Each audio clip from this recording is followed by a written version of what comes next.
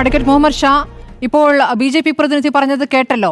ഇത് ഏത് തരത്തിലൊക്കെയാണ് പ്രതിപക്ഷം ഇവിടെ പ്രതിഷേധിച്ചിരുന്നത്, അതിനെതിരെ കൂടിയാണ്. ഇപ്പോൾ കോൺഗ്രസിനെ പറയുമ്പോൾ കോൺഗ്രസ് പ്രതിനിധി ഇവിടെ ഇല്ല, നിങ്ങൾ അങ്ങേക്ക് അതുകൂടി ചേർത്ത് പറയാം. കോൺഗ്രസ് ആണ് ഇവിടെ മതപരിവർത്തന നിരോധന നിയമം ആദ്യം കൊണ്ടുവന്നത് എന്നുകൂടി പറഞ്ഞിട്ടാണ് ഫാദർ പോയത്. ഞാനതിന് മറുപടി പറയുകയാണ്.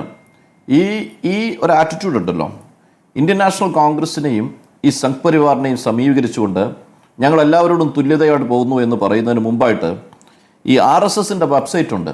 ആ വെബ്സൈറ്റ് ഓപ്പൺ ചെയ്തിട്ട് അവരുടെ വിഷൻ ഉണ്ട്, ആ വിഷൻ ഒന്ന് വായിച്ചു നോക്കണം.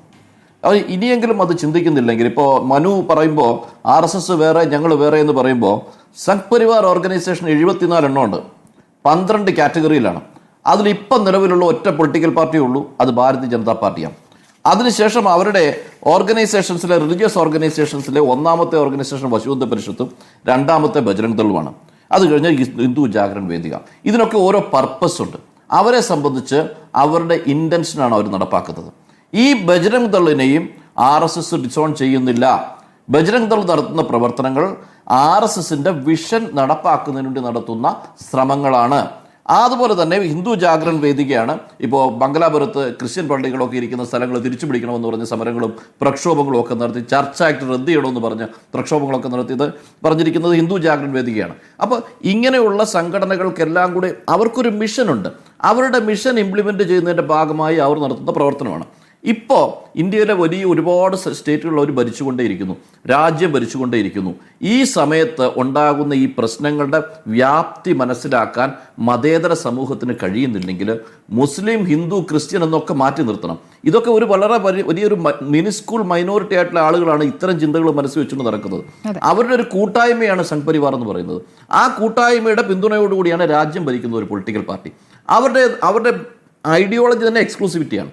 ഇത് മനസ്സിലാക്കാൻ സഭയുൾപ്പെടെ എല്ലാവർക്കും കഴിയണം.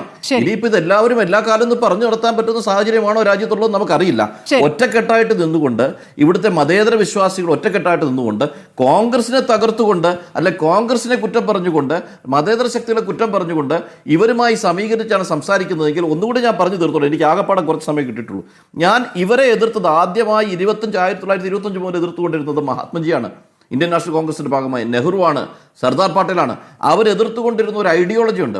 ആ ഐഡിയോളജിൻ്റെ 100ാം വർഷത്തിൽ നിന്നുകൊണ്ട് അവർ ചെയ്യുന്ന ഈ പ്രവൃത്തികളെ ഒറ്റക്കെട്ടായിട്ട് നേരിടണമെന്ന് അന്നും ഇന്നും ഞങ്ങൾ പറഞ്ഞുകൊണ്ടിരിക്കുകയാണ്. ഐഡിയോളജി മാറാതെ, അവരുടെ വിഷൻ മാറാതെ, അവരുടെ മിഷൻ മാറാതെ ഈ പറഞ്ഞ സംഘ് പരിവാർ സംഘടനകൾ പറയുന്ന പ്രവർത്തനങ്ങൾ നടത്താൻ പോകുന്നു എന്നതിനെ കുറിച്ചുള്ള ബോധ്യം നമുക്കുണ്ടാവണം ഓരോരുത്തർക്കും. അതിനു വേണ്ടിയിട്ടുള്ള പോരാട്ടങ്ങളാണ് നമ്മൾ അവരുമായി സമീകരിച്ച് വർത്താനം പറയുന്നത്. അപകടകരമാണ്.